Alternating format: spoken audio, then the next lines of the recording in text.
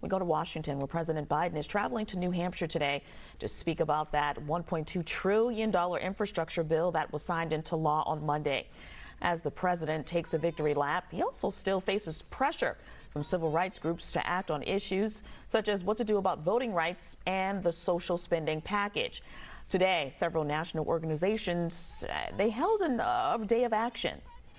BNC's Ariana Manish, she is in Washington with a freedom walk to keep the pressure on President Biden and Congress.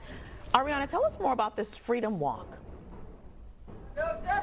Yeah, right now they are at the start of the Freedom Walk. We're live at the headquarters of the National Council of Negro Women. Civil rights groups and economic justice organizations, they are praising the president for passing the infrastructure bill, but they want to make sure that they keep voting rights top of mind for this administration and Congress, as well as passing the entire Build Back Better Act.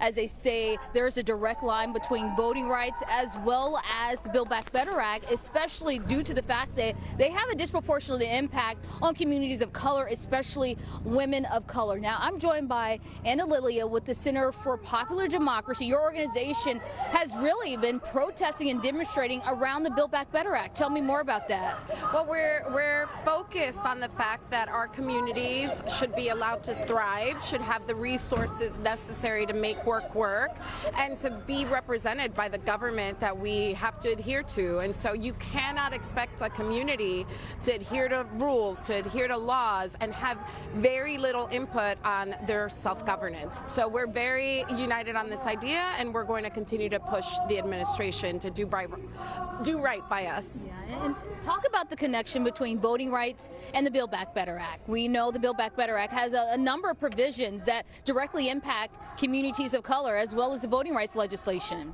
The bottom line is that in order for you, the way in which your government sees you is through the ballot box. So if you limit access to the ballot box to entire communities, they're irrelevant when it comes to policy making. We're very clear about that fact. And so it's about turnout, it's about participation, it's about being seen by the government that then creates policies that dictate your entire life. And so since Democrats are spearheading the Build Back Better Act and voting rights legislation, what do you want members of Congress to know? Because as I mentioned, your group had a civil disobedience demonstration in front of the Supreme Court. You guys aren't letting the pressure up. No, I think this is a critical, pivotal moment for our communities. There's transformative change right around the corner for us, but they must take action. So bottom line for us is we're watching what our legislators, our government, our administration is doing. We're not going to let up.